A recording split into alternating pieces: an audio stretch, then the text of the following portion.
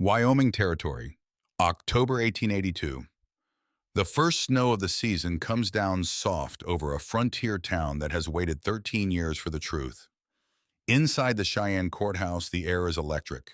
70 people hold their breath. On the witness stand, a young woman in a red dress lays her hand flat on a Bible. Around her right wrist, a child's red ribbon.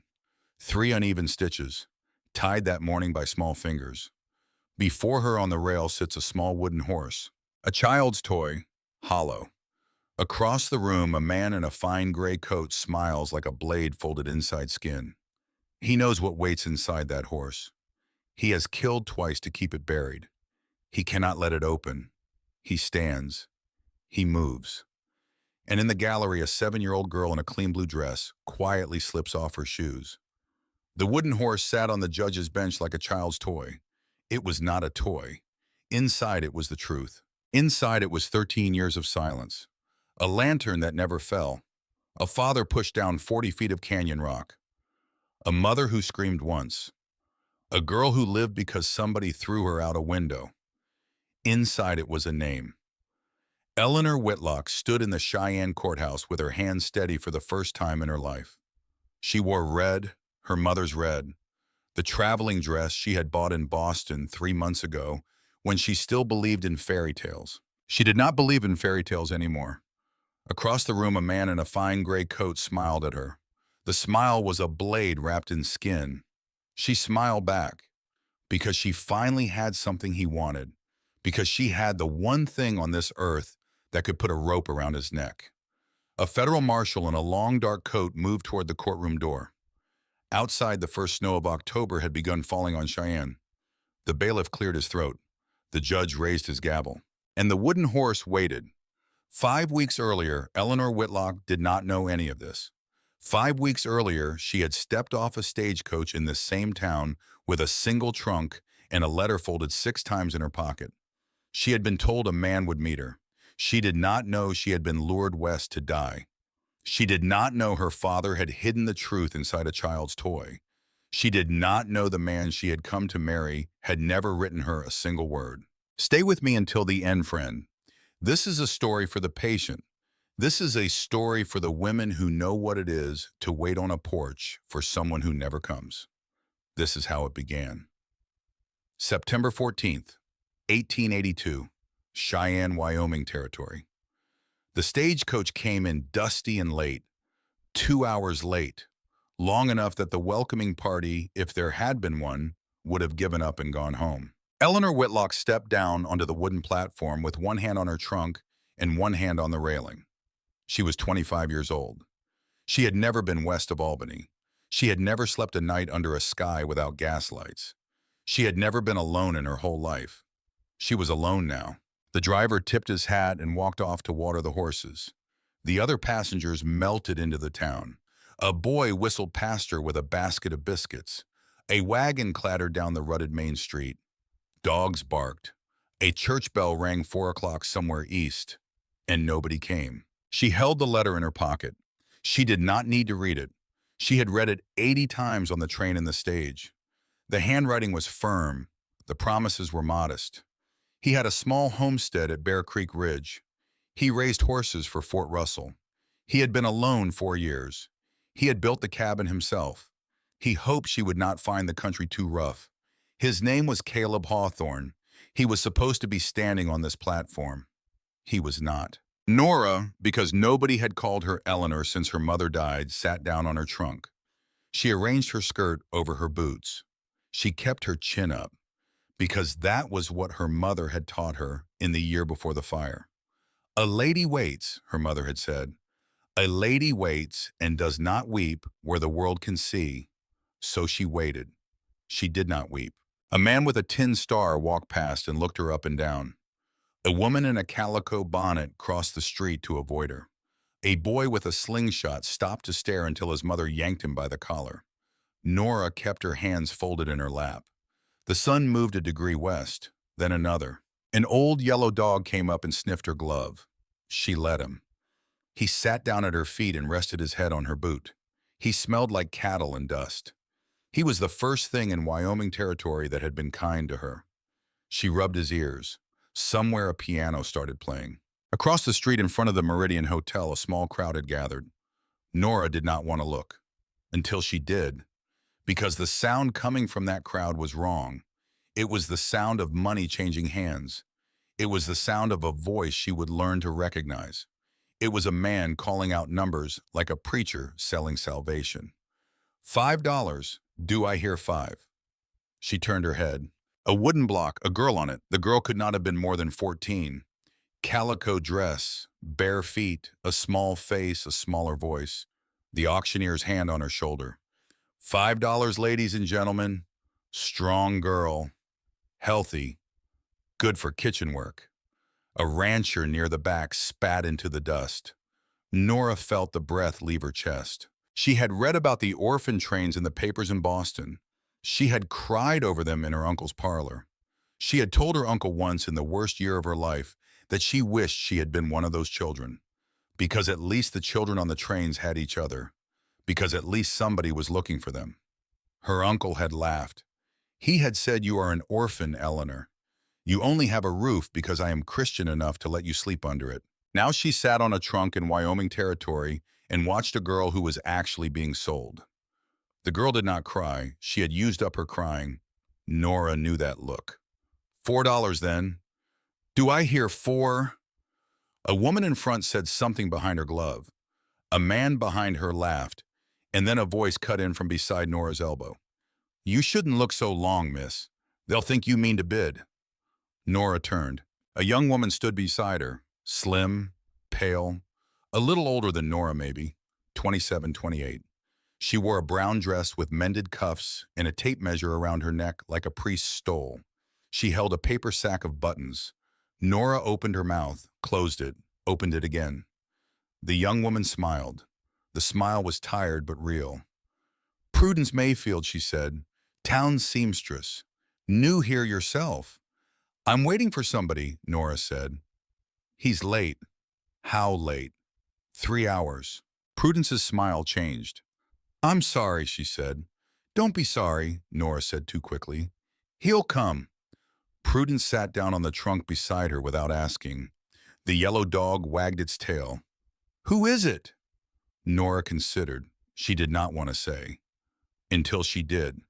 Because she had not spoken her own future out loud to a single soul in 3 months. Caleb Hawthorne, she said. He has a homestead at Bear Creek Ridge. Prudence's face did something. Just a small thing. Just a hesitation. A quick rearrangement around the eyes. But Nora caught it. You know him, Nora said. I know of him. That is not the same. No. Then, Prudence chose her words. Caleb Hawthorne does not come into town often, she said. He hasn't been in Cheyenne since June that I know of. He doesn't court ladies. He doesn't write letters. He is, you understand, not exactly the type. Nora stared at her.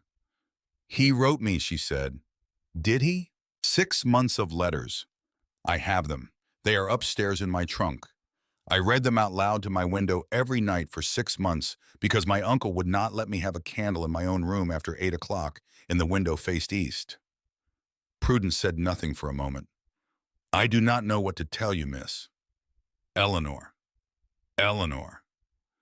I do not know what to tell you, but that man has not been in Cheyenne in 3 months, and he has never been the marrying kind. The piano across the street stopped. The auctioneer's voice rose. The girl on the block was sold for $3.50 to a man in a brown coat. A wagon was brought around. Money changed hands. Nora felt sick. A shadow fell across her face. She looked up. A woman stood over her in a peacock blue dress holding a small parasol. The woman was perhaps 45. The woman was pretty in the way that polished furniture is pretty. Her smile was the same kind of smile the man in the gray coat would later wear at the courthouse. Prudence stiffened. Why Prudence, the woman said. Making a new friend? Mrs. Hollister.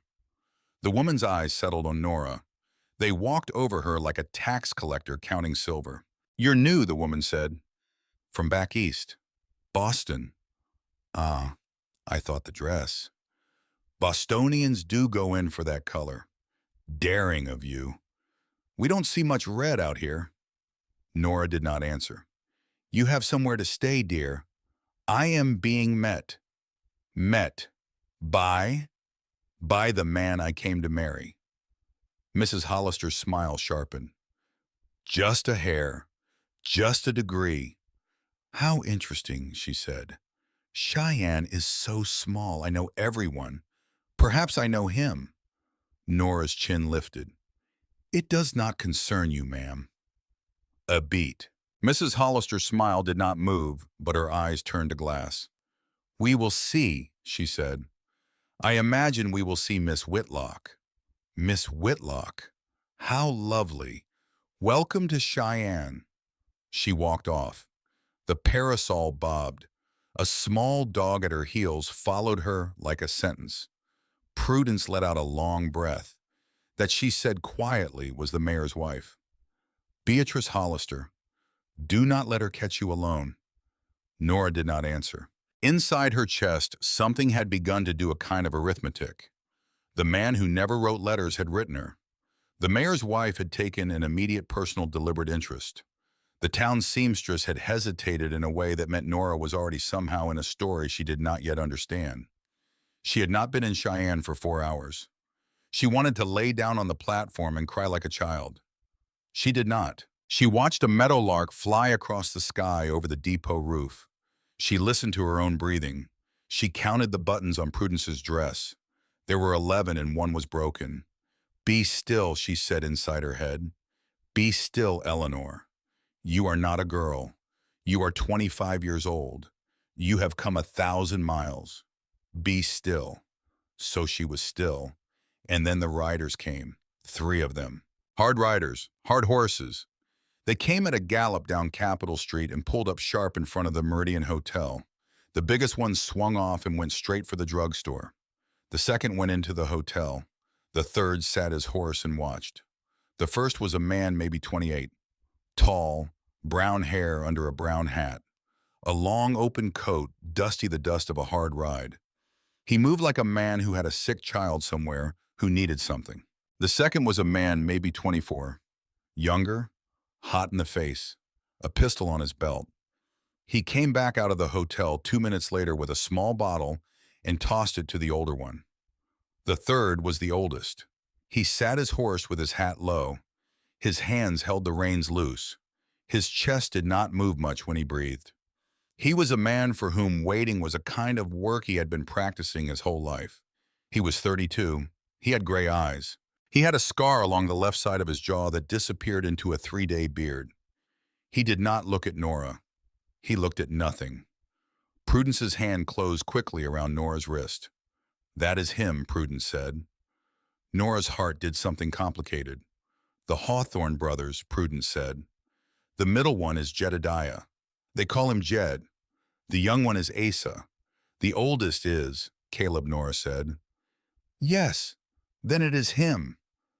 Yes, that is the man. Nora stood up. She did not plan to stand up. Her legs simply made the decision, and her body followed. The trunk creaked. The yellow dog jumped sideways. Prudence said wait, but it was too late. Nora was already walking. She crossed Capitol Street with her chin up and her hands clenched at her sides. The youngest brother saw her first. He nudged the middle one. The middle one looked. The middle one's eyebrows went up. The oldest brother kept staring at nothing, until she stopped 6 feet from his horse, until she said in a voice she did not entirely recognize Mr. Hawthorne. The gray eyes came down. They were the most tired eyes she had ever seen on a man. He did not answer. He waited. Nora swallowed. My name is Eleanor Whitlock, she said. His face did not move, until it did. Until something inside his face simply went out like a lamp blown sideways. He said one word. He said it very quietly. He said it like a man being asked after 20 years whether he remembered a fire. Whitlock. Yes. He looked at his brother. His brother looked back. Some signal passed between them she could not read. I have been writing to you for 6 months, Nora said. I have your letter in my pocket. I have come from Boston. You said you would meet me on the 14th of September. It is the 14th of September. You are here. I am here. His brother Jed cleared his throat. Ma'am, Jed said gently. Nora did not look at him. Caleb Hawthorne dismounted. He moved slowly. He stood a full head and a half taller than her. Closer up, she could see that the scar at his jaw was old, very old. His hands were larger than any hands she had ever seen up close. They were not soft hands. They were the hands of a man who had broken horses for the United States Army at Fort Russell for the better part of a decade. He took off his hat. Miss Whitlock, he said. His voice was a quiet thing, a low quiet thing. It moved over her like cold water. I am sorry, he said. I do not know you. I beg your pardon. I have never written you a letter in my life. Around them, the noise of Cheyenne kept going. A wagon, a dog, a child, the piano starting up again. But Nora could not hear any of it. There was a kind of high singing in her ears. That is not possible, she said. Show me the letter. She fumbled in her pocket. She pulled it out. 6 folds, the paper soft. She handed it over with a hand that had begun to shake. He opened it. He looked at it. He looked at it for a long time. Then he reached into his coat and took out a folded piece of paper of his own. A wagon list. A bill of sale. Something. He put the two side by side on the saddle leather of his horse. 2 different hands. Even Nora could see it, even from 3 feet away. Even with tears she had not yet noticed starting to gather. The looped L's were different. The slope was different. The way the W of Whitlock was made was different. Entirely different. Caleb Hawthorne's actual handwriting was thicker, slower, less ornamental. Like a man who had not written much past his name in a long time. The letters in Nora's pocket had been written by somebody else. Nora put her hand on the horse's neck because her knees had stopped being knees. I do not understand, she whispered. Jed swung off his horse and came around fast. Ma'am, he said. Asa, the youngest, said, who in hell would? Caleb said, hush. Then he looked at Nora. He looked at her the way a man looks at a problem he has just discovered is going to cost him his whole life. Miss Whitlock, he said, where is your trunk? There, with my friend. Bring it. Bring it. Yes, we are not going to leave you here on this street. Not in this town. Not tonight. But we are going home. To Bear Creek. We will figure out the rest there. She stared at him. Her hand was still on his horse's neck. The horse was warm. The horse blew softly through its nose. Caleb Hawthorne put his hat back on. You can ride with me, he said, or with Jed, or in the back of the wagon, but you are not staying in Cheyenne. Why? Because somebody put my name on those letters, and whoever did it knows you are here. And until I know who, I would rather you not be alone in a town I do not trust. The wind moved his coat once. The yellow dog had followed her across the street. It sat down by her boots again. Nora looked back. Prudence was watching from the depot platform with her hand at her mouth. Caleb said softly, Miss Whitlock. Yes. You can refuse. You can stay. We will pay for a hotel. Nobody is going to drag you anywhere. I am only saying, if somebody went to the trouble of pretending to be me for 6 months, if somebody went to the trouble of putting you on a stagecoach. He stopped. She finished it for him. Then somebody wants me here, she said. And that somebody is not you. Yes, he said. She closed her eyes. She thought Mama. She thought Papa. She thought this cannot be the country where you sent me to be safe. She opened her eyes. She said, get my trunk. The ride to Bear Creek Ridge took 4 hours. The wagon rocked. The sun moved west. The land got bigger and the road got worse. Nora sat between her trunk and a bag of feed. Asa drove. Jed rode point. Caleb rode rear, his coat blowing in the wind off the foothills. Nobody talked much. Until the road climbed. Until the air got thin and cold and smelled like sage and wood smoke. Until the pine trees started. Then Asa said, ma'am. Nora looked up. I just want to say, we are not what people in Cheyenne say we are. I have not heard what they say. Good. She almost smiled. What do they say? Asa shrugged. He kept his eyes on the team. That we are hermits, he said. That my brother is a widower who does not speak. That our place is the kind of place a woman should not go. Is it? Not really. Della does fine. Della, my niece, she is 7. She is yours when we get there. I mean, she will be all over you the minute we get there. I should warn you. Why? Because she has not had a woman in her life since the spring before last, and because she will not have you believing any nonsense about our being hermits. I do not believe nonsense, Nora said. Asa looked at her sideways. He grinned. It was a quick grin. It had a tooth missing in the bottom. I believe that, he said. The wagon climbed. When they came over the last rise, Nora caught her breath.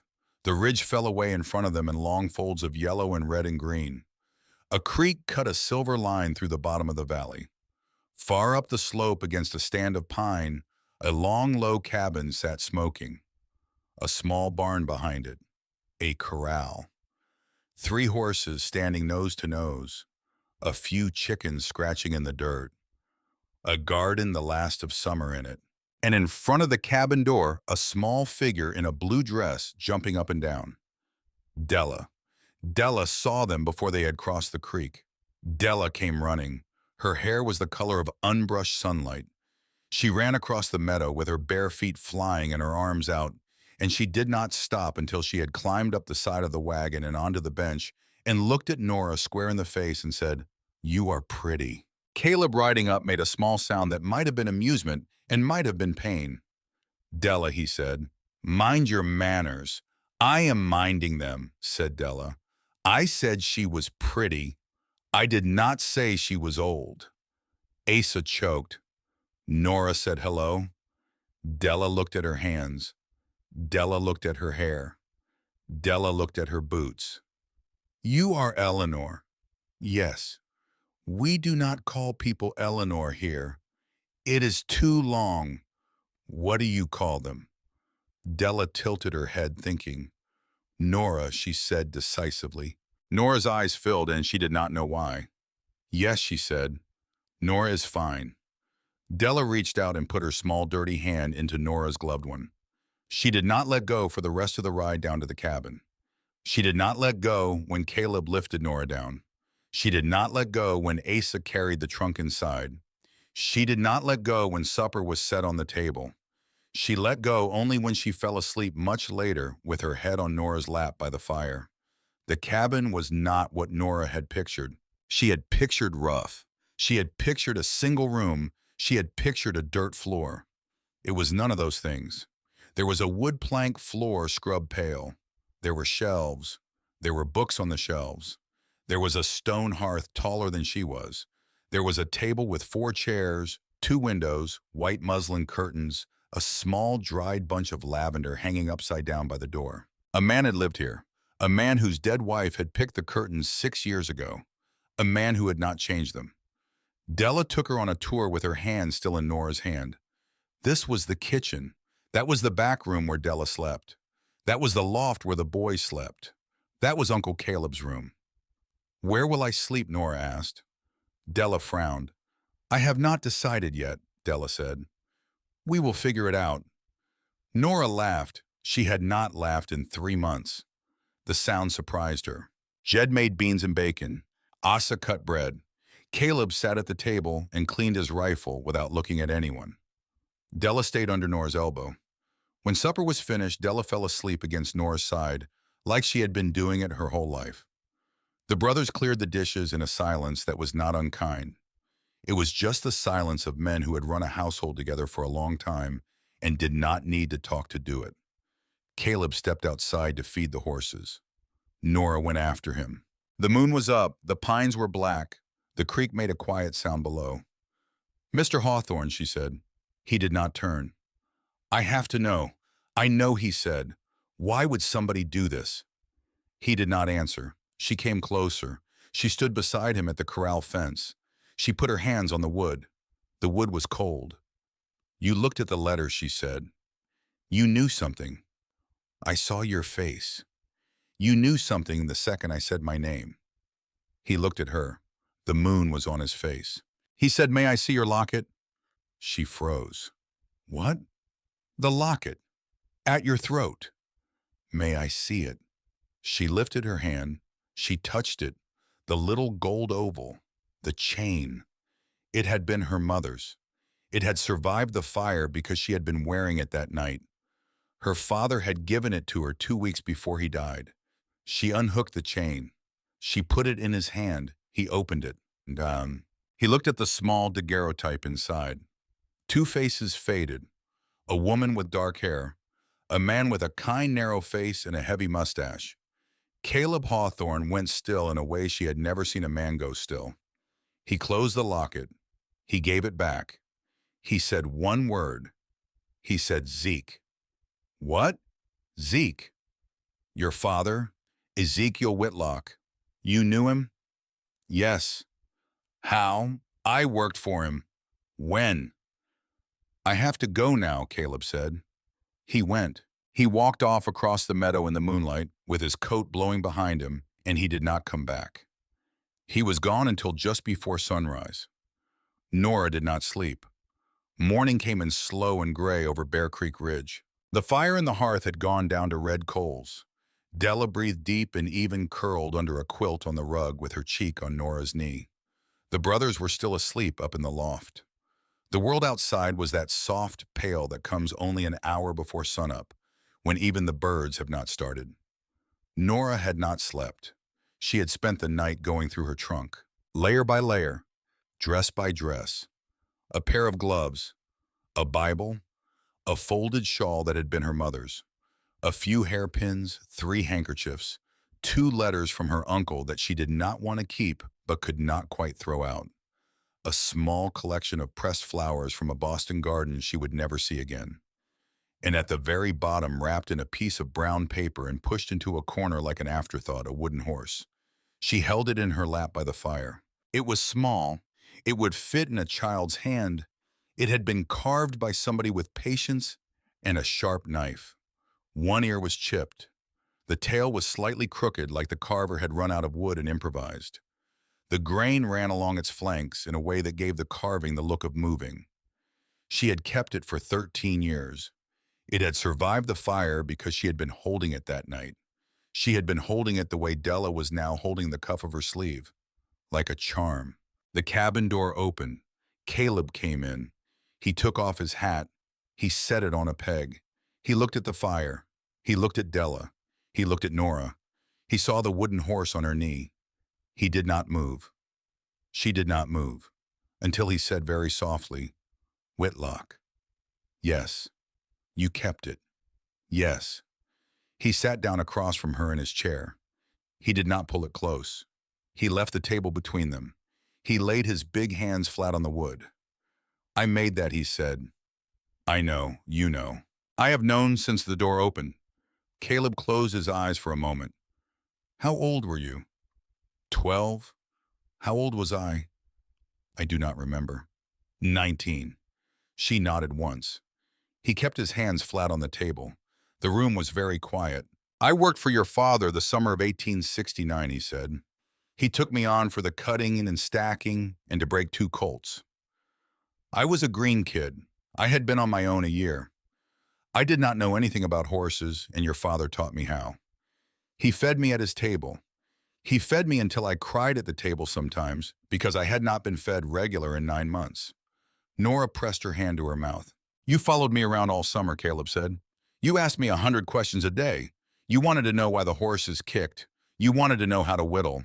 You wanted to know why I had a scar on my jaw, and I told you a man had cut me with a kitchen knife, and you said that man was bad, and you would shoot him for me if you ever met him." A small noise came out of her. "You told me you were going to be a horsebreaker too when you grew up." "I do not remember." "I know you do not remember," he said gently. "The fire took most of it.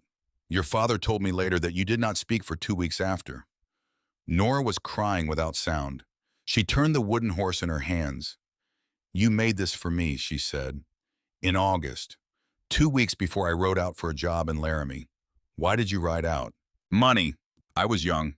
Your father offered to make me a hand and I said no because there was a fellow in Laramie offering double for a season on a cattle drive. I rode out.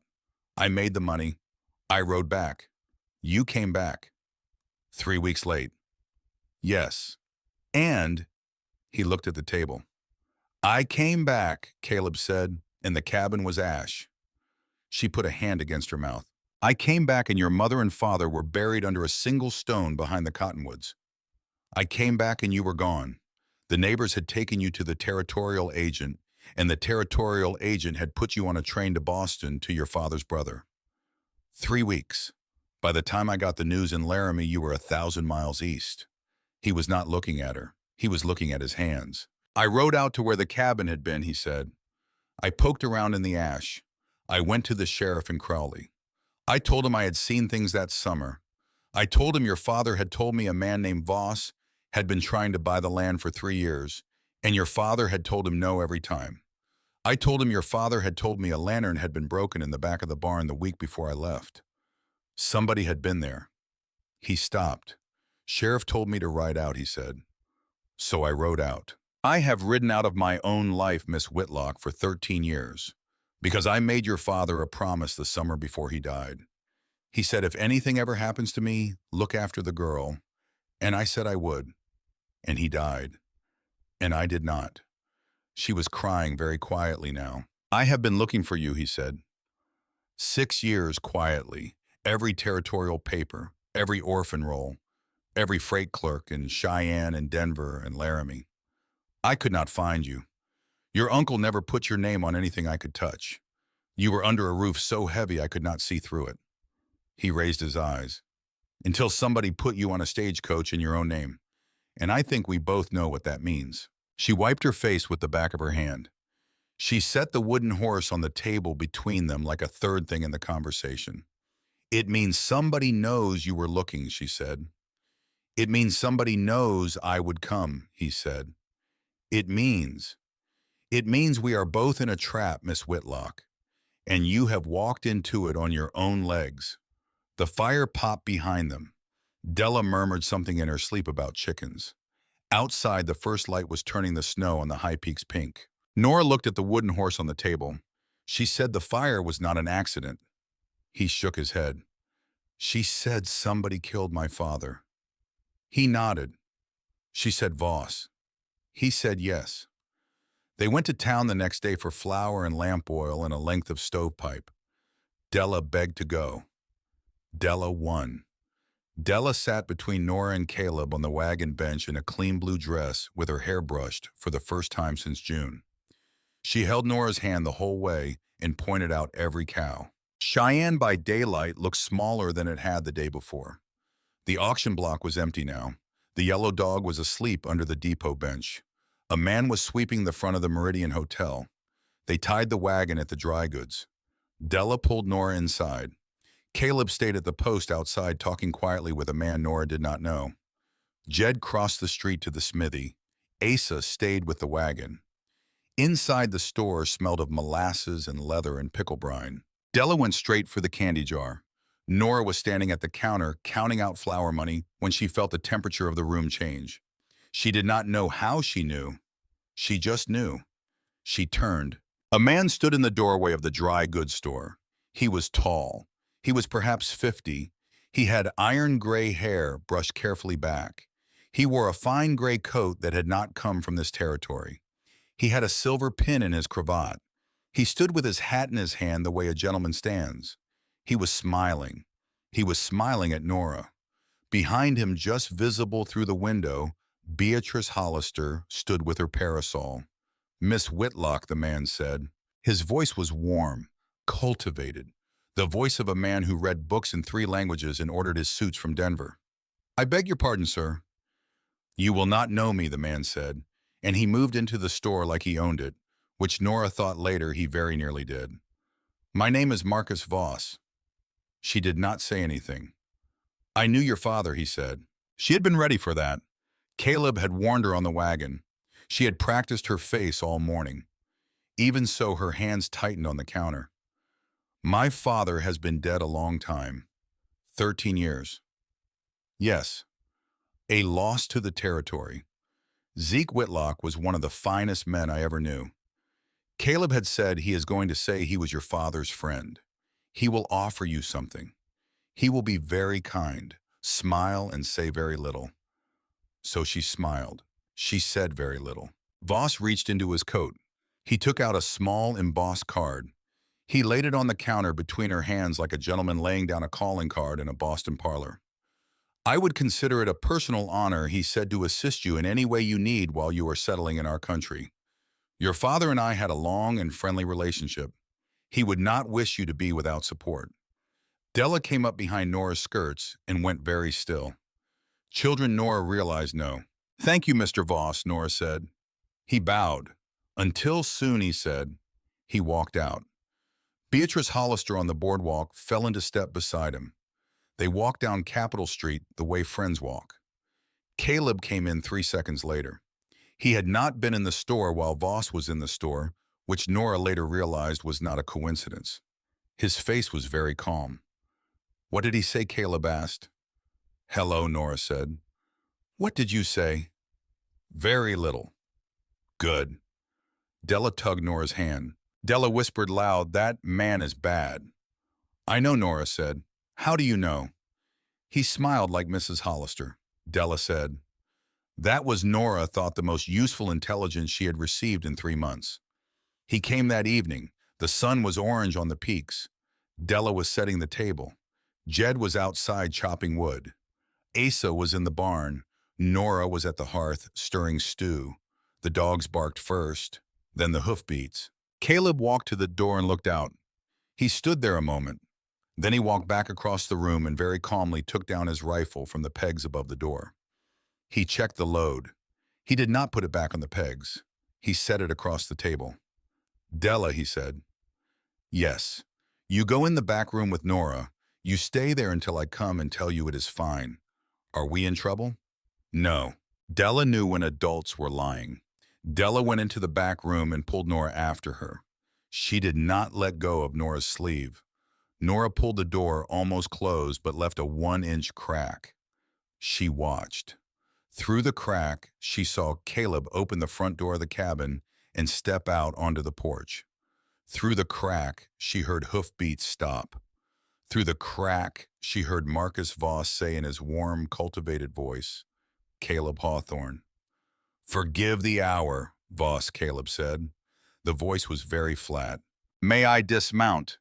You may not. A small silence. I came as a neighbor to welcome the young lady to our country. I brought flowers from my hothouse. Then you have wasted them. She is, I understand, your guest. She is a relation. She is the daughter of a man I worked for as a boy. She is under my roof and under my protection, and you will leave my porch now, Mr. Voss. Another small silence.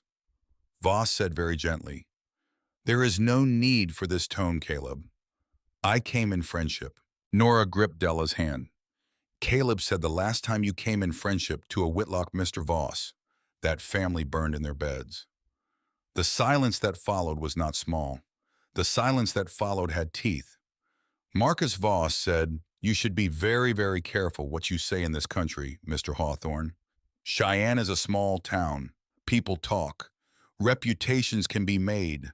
Reputations can be lost. Caleb said nothing. Mr. Voss said, I will leave my card. I will pay my respects another time. Please give my regards to Miss Whitlock. Please tell her my door is always open to her should she ever feel. He hesitated. Should she ever feel that her circumstances out here have perhaps been misrepresented to her? The hoofbeats moved off down the trail. Della whispered, Did he hurt my uncle? No, said Nora. Why are you crying? I am not crying. You are. I am not. Della reached up and wiped Nora's cheek with one small dirty finger. You are, Della said. Just a little. Caleb opened the back room door 3 minutes later. He looked tired in a new way, like a man who had spent 13 years holding a door shut and had just heard a key turn in the lock. He said Jed. Jed was already in the front room. I want every horse hobbled. I want the back lamp lit. I want Asa on the south rise tonight with the long rifle. I want no one to step 10 feet from this cabin tomorrow morning without one of us seeing them go. Jed said copy. Caleb turned to Nora. I am not sending you away, he said, but I will if you ask me to. If you want to be on the morning stage to Denver. If you want to be on a train back east. Della looked up. Nora looked down at Della's small face. She looked at the wooden horse on the mantel where Della had moved it to be near the lavender. She looked at the worn boots of the man in front of her. She looked at the place above the door where the rifle had hung for the better part of 6 years. She said very quietly, no. He waited. I came west to disappear, Nora said. I did not know where I was going. I did not know who would meet me. I did not know any of this, but I will not get back on a train to a man in Boston who, if any of what we now suspect is true, will kill me himself the minute I cross his threshold. She drew a breath. If this is where it has to be, then this is where it is. Caleb did not smile. He never quite smiled, but the place where a smile might have started moved at the corner of his eye. He said, all right. She said, what do I do? He said, you eat your supper. She laughed once. The laugh hurt. She ate her supper. It was very late when she went into the back room. Della had been given the loft for the night. Jed and Asa had moved out into the barn with bedrolls. Caleb had drawn the long bolt across the front door for the first time Della had told her at supper in 2 years. Nora set her candle on the small table. She knelt by her trunk one more time. She did not know what she was looking for.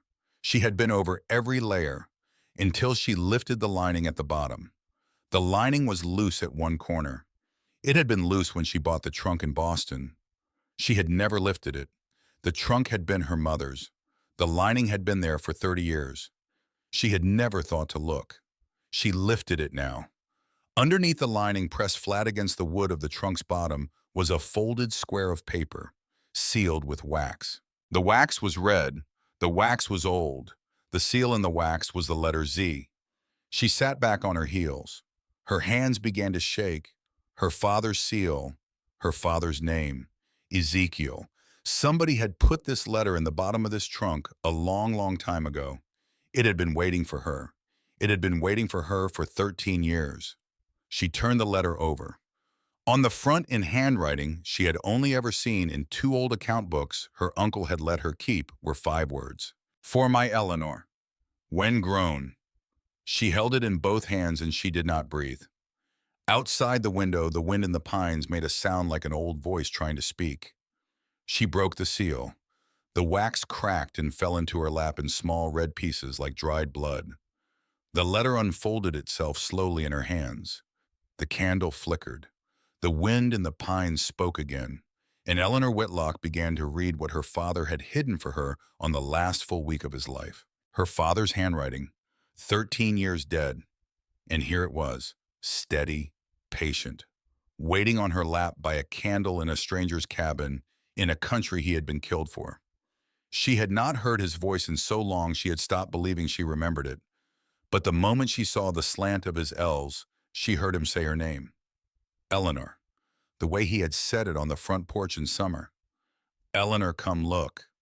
Eleanor, the meadowlarks. Eleanor, mind the gate. She put a hand over her mouth. She read, my dearest girl, if you are reading this, then I am dead, and the country I love has done it to me. Listen, there is land at Crowley Pass that belongs to you.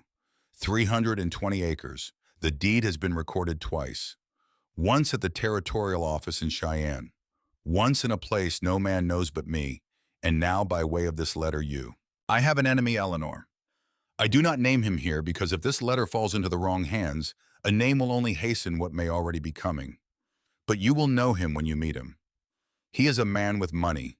He wants what is mine. He has tried twice. I have hidden something. I have hidden it where you yourself put it. I have hidden it in the place where you learned to ride. When you are grown, go and find it. It will tell you everything. It will keep you safe. Do not trust your uncle. Edmund is not the brother I once knew. Do not trust the courts in Crowley. Do not trust most men. There is one man you may trust if he is still alive. His name is Theodore Pike. He served with me at Antietam. He is a federal man now. If you find him, give him what I have hidden. He will know what to do. Your mother sends her love. We have decided not to tell you that we expect this. We have decided you should have a childhood. I am sorry that this is now your inheritance. I have loved you, daughter, since the first hour of your life. Papa. She read it twice. Then she read it a third time. Then she folded it and pressed it flat against her chest, and she sat down on the floor and she cried the way a person cries when they have, for 13 years, been told a thing about themselves which turns out to be a lie. She had not been forgotten. She had not been thrown west by accident. She had not been alone. Her father, in the last week of his life, had pictured this exact night, had pictured her, had pictured the candle, had pictured the seal cracking in her hands. Her father had loved her so much that he had reached forward 13 years and put his hand on her shoulder from beyond the grave. She wept until the candle guttered. Then she stood up. Then she dried her face. Then she put the letter inside the muslin lining of her pillow, and she lay down. She did not sleep. She lay with her eyes open and stared at the ceiling, and she did not move once, until the rooster started, until the cabin began to wake, until the smell of coffee and the small fast footfalls of Della. At sunrise, she went into the front room and put the letter on the table in front of Caleb. He was alone. Jed and Asa were already out. Della was still in the loft. He read it without moving. He read it the way he had read the letter on the saddle leather, slowly, carefully, like a man checking a load on a rifle. He looked up at her. "Theodore Pike," he said. "You know him. I have heard the name. Federal Marshal, out of Denver. Is he honest? I do not know." She closed her eyes. "I do not know everything yet, Miss Whitlock," Caleb said. "But I will know. Will you?" "Yes." Then she sat down across from him, and she put the wooden horse on the table between them. She said, "Where did I learn to ride?" He looked at the horse. He looked at her. He said, "I do not remember a corral on your father's place. There was the pasture. There was the lower field. He could have taught you anywhere." "The place where I learned to ride," she said. "He wrote it like it was a specific place. He wrote it like I would know." "I know. I do not know. I know." She put her face in her hands. "I cannot remember," she said. "I cannot remember anything before the fire. I have tried for 13 years. There is a meadow. There is a creek. There is a pony. I think there is a pony. A small one. Pinto, brown and white. I think he had a name. What was his name? I do not. What was his name, Miss Whitlock?" "Biscuit," she whispered. A small sound escaped her. "Biscuit," she said again. "His name was Biscuit." I remember. Caleb watched her. She lifted her head. "I rode him every day," she said. "Papa took me every day. To the, oh God, I cannot. Easy. I cannot get there. Easy. Sometimes when the door will not open, you have to walk around the house first." "What?" "Memory," Caleb said gently. "Like a house with one door stuck shut. You have to walk around the other side and come in another way." She breathed. She breathed again. She said, "All right." He said, "We have time." She said, "Do we?" He said, "We will make some." That was a Tuesday. By Thursday, she had been at the cabin a week. By Saturday, she had been at the cabin 9 days. She kept thinking somebody would tell her she had to go. Nobody did. She kept thinking somebody would knock on her bedroom door at night. Nobody did. She kept thinking she would have to earn her keep with something she did not want to give. Nobody asked. Caleb left her alone. Jed left her alone. Asa left her alone. Della, of course, did not leave her alone for 10 consecutive minutes, but Della's idea of imposition was to climb into Nora's lap and demand to be braided. By the second week, she stopped flinching when one of the brothers walked behind her chair. By the third week, she stopped sleeping with her boots on. By the end of the third week, she had begun without quite meaning to do things. Jed taught her to load a rifle. You hold it. So, you drop the powder. So, you set the patch. So, you set the ball. So, you ram it. So, How long, she said. How long what? How long until I can hit a thing? Jed grinned. He had a slow, patient grin, like an uncle teaching a niece to whistle. Depends on the thing, he said. The broadside of a barn. Today. The broadside of a man. He stopped grinning. He looked at her. He said 2 weeks. Then teach me 2 weeks worth of practice. Yes, ma'am. Asa taught her to track. This is deer. This is elk. This is a dog. This is a man. This. He pointed at a curved indent in the mud by the creek. This is a shod horse. Look at the curve. Look at the depth. A heavy man rides this horse. He rode it through here this morning. How can you tell which morning? Asa pointed at the dew on the grass around the print. The dew had been crushed. Today, he said, maybe an hour ago. She looked at him. He was 24. He was a year younger than her. He had ridden every inch of this land since he was 11. You are very young to know all this, she said. He looked at her sideways, the way he had on the wagon coming home. I was a hand on this ridge before I could read, he said. Caleb made me read after, but I learned the country first. The country teaches you, if you let it. She let it. She learned how to read the smell of the wind. She learned which clouds meant snow and which meant rain. She learned how to walk so that the gravel under her boots did not crunch. She learned how to wait without moving. Caleb taught her the weather. He taught her by sitting beside her on the front step in the cool evenings and saying nothing for a long time, and then very rarely saying, see those? What? Those mares' tails? Yes, storm tomorrow, about noon. He was always right. It came at 20 past noon. She kept his territorial map open on the kitchen table. 320 acres. Crowley Pass. She traced it with her finger every night.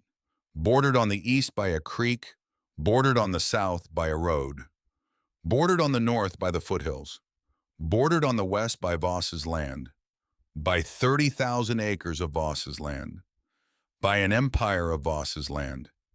Her father's 320 acres sat inside that empire like a single fly in an inkwell. He had been killed for a fly in an inkwell. She traced the boundary. She traced it until her finger knew the shape better than her own face. Caleb sat across from her in the evenings, mending a strap or oiling a stock or just sitting. He did not push. He did not ask. He did not move closer. Until one evening he did. Until one evening he stood up and walked around the table and sat down beside her instead of across from her. He pointed at the map. The creek there, he said, that bends in May. Spring melt. The fence line on the east used to follow the creek, but the creek does not follow itself anymore. The new bank is 40 feet south of the old one. She looked at his finger on the map. His finger almost touched her finger. Almost. His finger was so close to her finger that she could feel the warmth of him. He did not move it closer. He did not move it away. He said, my old wife used to say, you have to let a thing come to you. You cannot rush a wild thing. It will move when it is ready and not before. Nora's throat went tight. I am not a wild thing, she said. He turned his head. He looked at her. He said, no, ma'am. You are not. He took his hand off the map. He stood up. He said good night. He went out to check the horses. Nora sat at the table by the candle and pressed her palm where his finger had been, and she breathed in and out for a long time. It happened on a night so still you could hear the elk a mile off. October 7th, 3 weeks and 1 day after Nora had stepped off the stagecoach in Cheyenne. The moon was full. The pines stood very black against the silver. Della had gone up to bed. Jed was in town overnight on business with a man who sold him oats. Asa was in the barn. Caleb was on the porch with his rifle across his knees, the way he had been every night for 3 weeks. Nora was inside putting the supper dishes away. She was thinking about her mother. She was thinking about the way her mother used to fold linen. The corners square, the seams flat, the bottom of the basket, so that it would last. Be careful with linen, her mother used to say. Linen outlives you. So she was folding Della's small clean shift the way her mother had folded linen, which is when she smelled it. Smoke. Not the kitchen fire. The kitchen fire was banked. This was different. This was outside. This was a wrong kind of smoke. Pine sap and tar, and something underneath that smelled like kerosene. She dropped the shift. She ran to the door. She ran out onto the porch. Caleb was already standing. Caleb was already running. The barn was on fire. The barn was on fire along the entire south wall in a fan of flame 10 feet high. Asa Caleb shouted. The horses screamed. Della woke up. Della came running down the loft ladder in her nightdress. Della, stay. Della, stay in the house. Asa. Nora turned. Caleb was already across the meadow at a dead run. The horses screamed again. The barn door slammed open. A horse came out wild-eyed. Then another. 3 more horses inside. Caleb threw himself at the door. Asa, where are you? A voice from inside. A choked voice. Pinned. Beam. Nora was running before she made the decision to run. She ran across the meadow in her stocking feet. She reached the barn door behind Caleb. She could not see. The smoke was thick. The heat hit her face like an open oven. Caleb was wrestling a horse out by the halter. The horse was bucking. Caleb could not let go of it. Asa Caleb shouted. A cough from the back of the barn. The beam. Nora went in. She went in low. She went in on her hands and knees because that was how Asa had told her smoke worked. Stay low. Air is at the floor. Light is at the floor. Heat is at the ceiling. She crawled. She crawled past 2 fallen lanterns. She crawled past the tack wall. She crawled past a smoldering hay bale. She saw him. A booted foot. Pinned. A boy under a 6-inch beam still attached at one end of the wall and burning at the other. Asa. Hurts. Hold on. I cannot. Hold on, Asa Hawthorne. Listen to me. I am going to lift the beam off you, and you are going to roll out, and we are going to walk out of here together. Do you understand me? Yes. Now. She put her shoulder under the beam. She lifted. She was 25 years old and had been raised in a parlor and had never carried anything heavier than a Bible. She was small. She was the smallest adult in the cabin. She had no business in a burning barn with a beam on her shoulder. But she was also the smallest adult in the cabin. And smaller meant lower. And lower meant she could fit where Caleb, taller and wider, and dragging a panicked horse could not. The beam came up 2 inches. Asa rolled. Asa was out.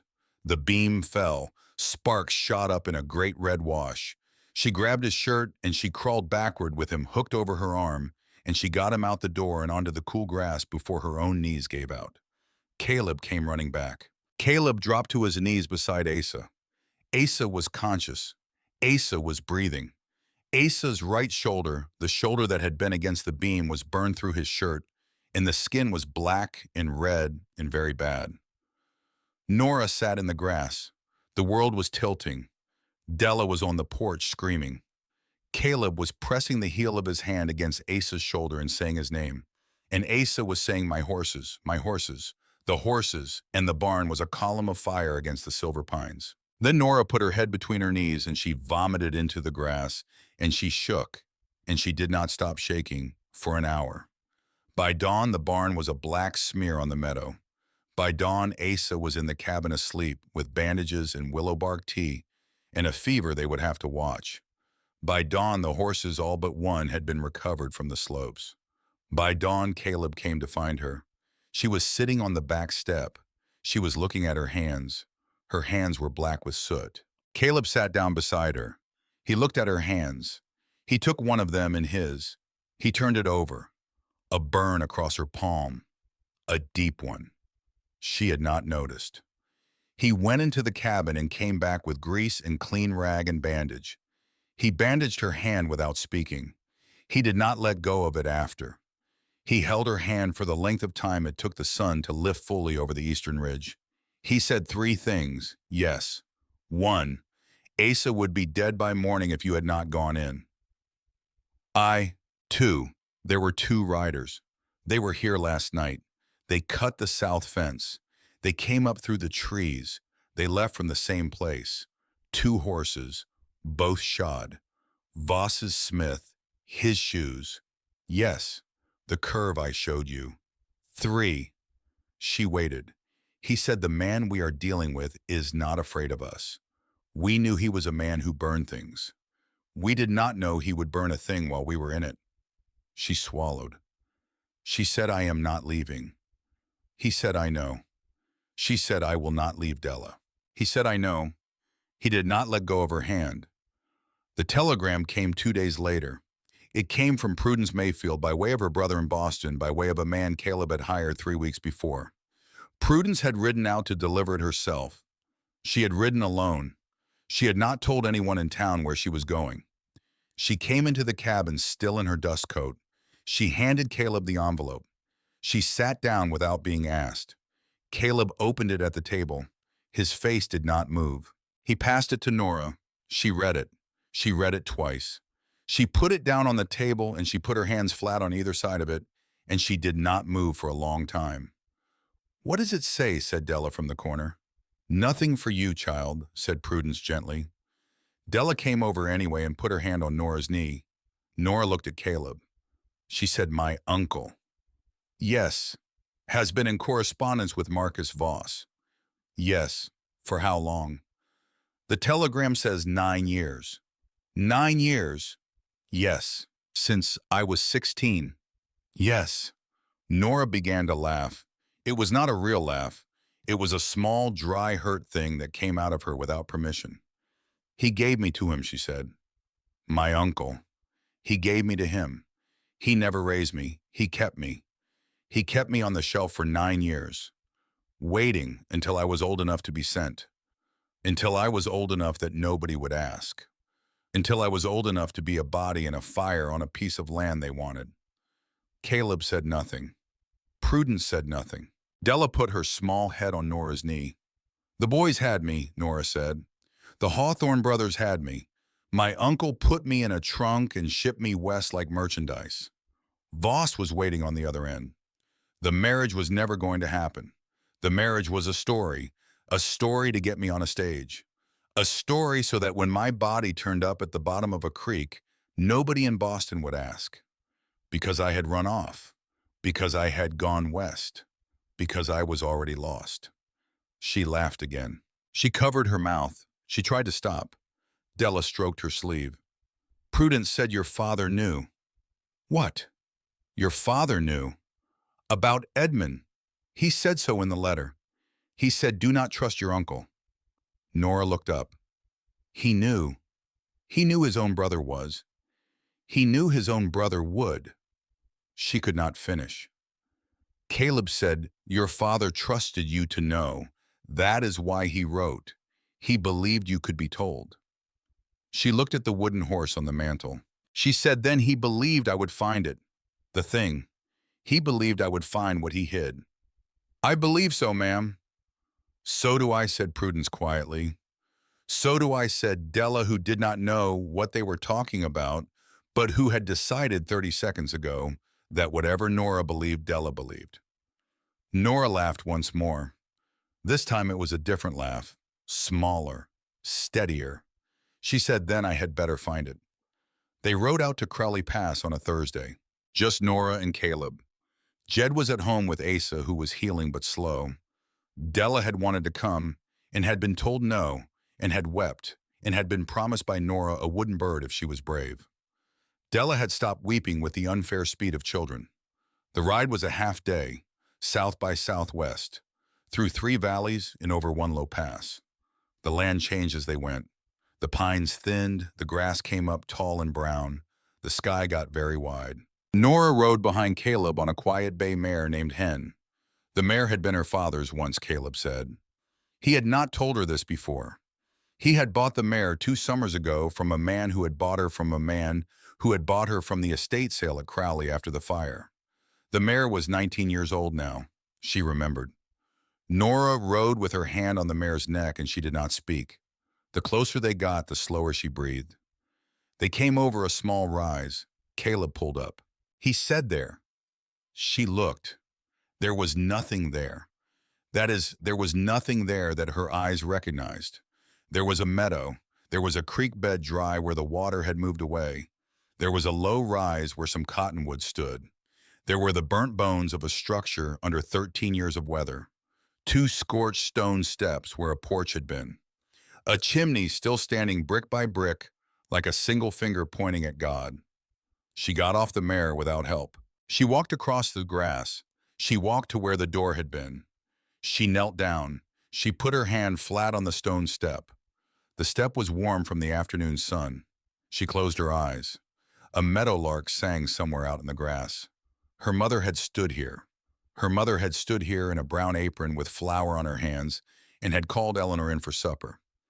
Eleanor, wash up before the boys come in. Eleanor, the bread is ready.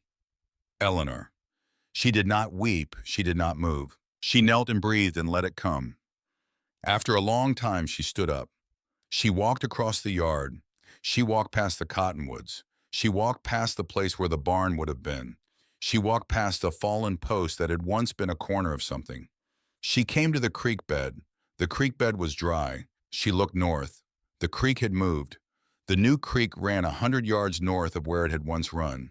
The creek used to run right past the corral, Caleb said quietly from behind her. She turned. The corral, she said. He pointed. There. That low rectangle of stones. That is the foundation of the rails. The poles burned, but the stones held. That was your corral. She walked to it. She stood inside it. It was small, maybe 20 feet across. A pony corral. She closed her eyes. She tried to see Biscuit.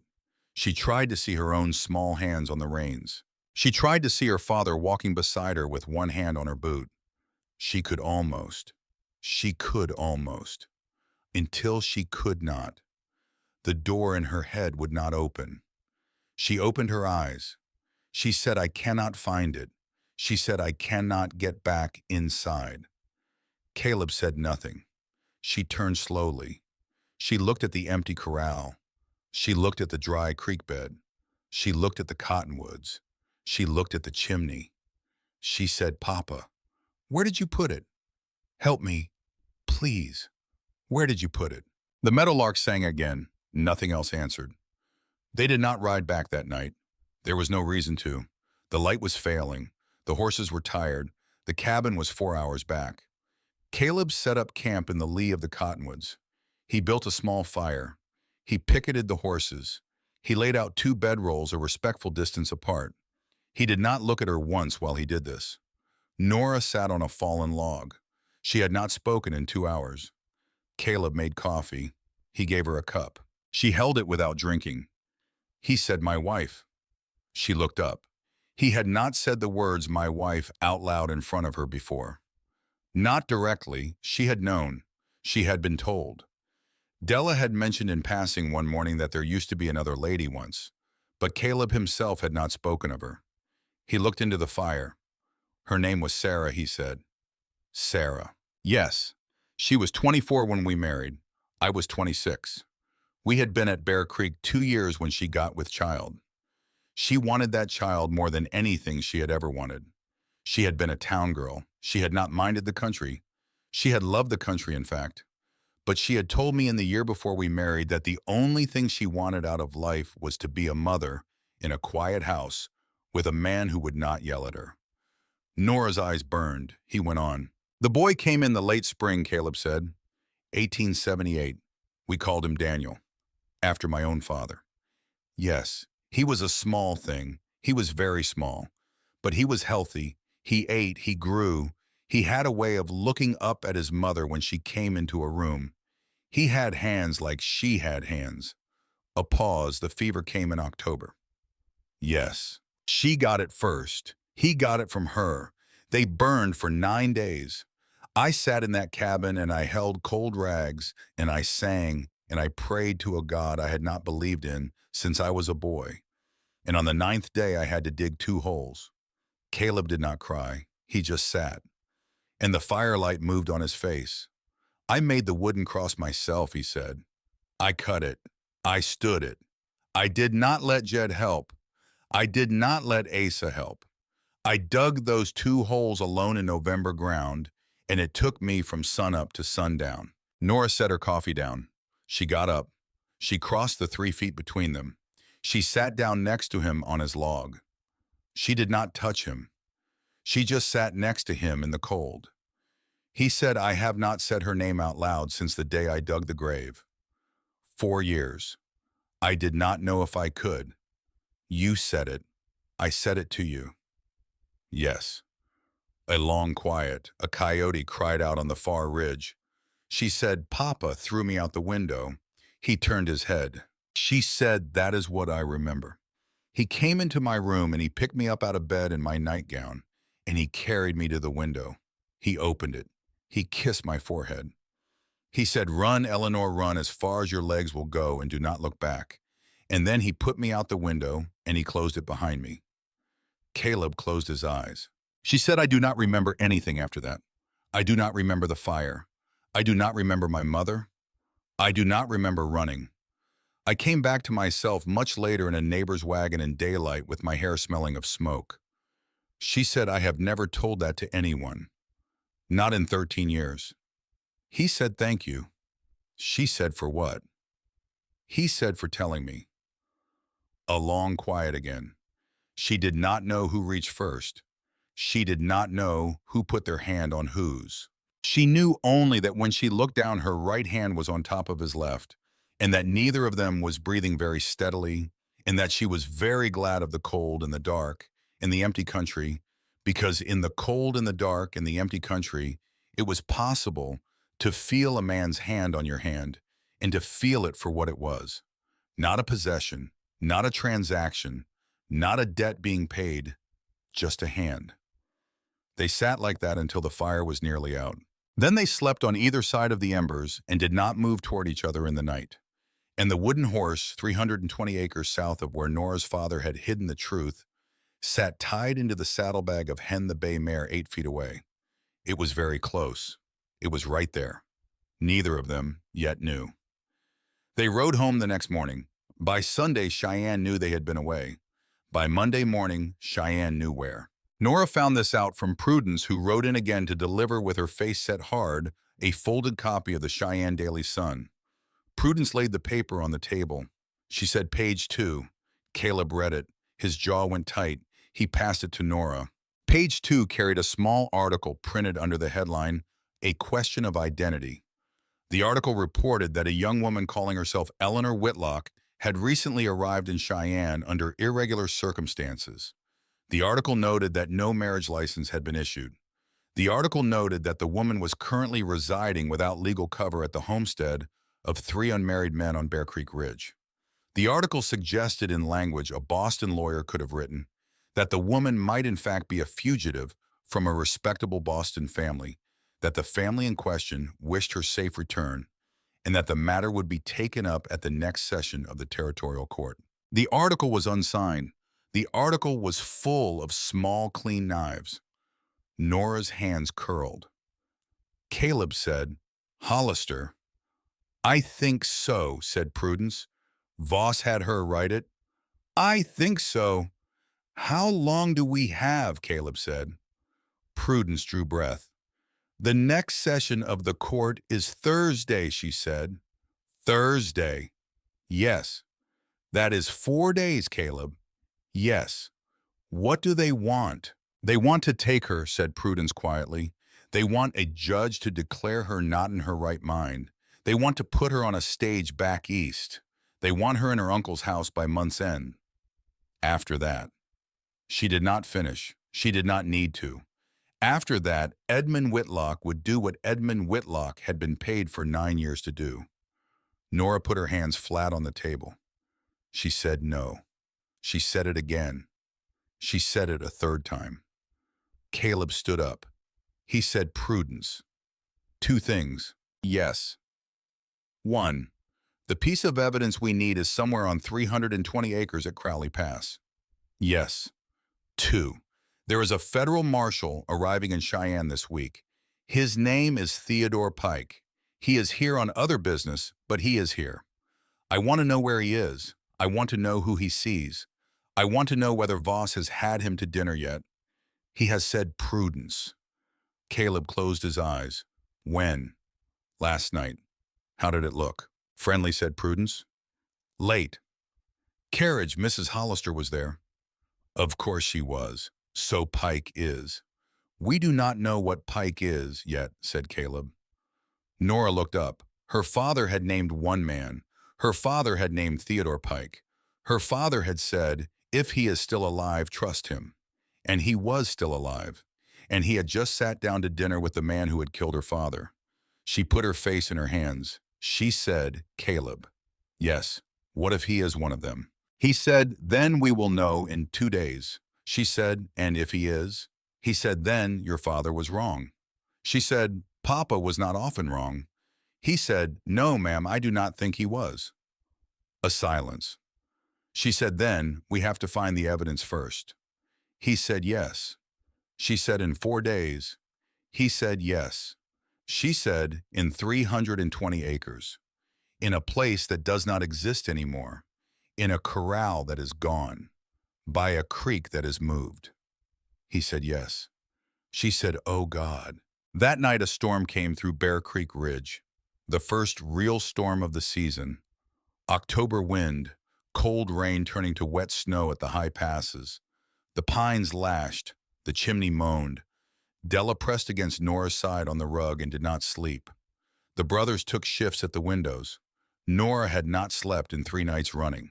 She sat at the table with the territorial map spread under the lamp, and she traced the boundary of her 320 acres over and over and over. The place where you learned to ride. The corral was gone. The creek had moved. The barn was ash. The cabin was ash. There was no marker. There was no stone. There was no tree she could name.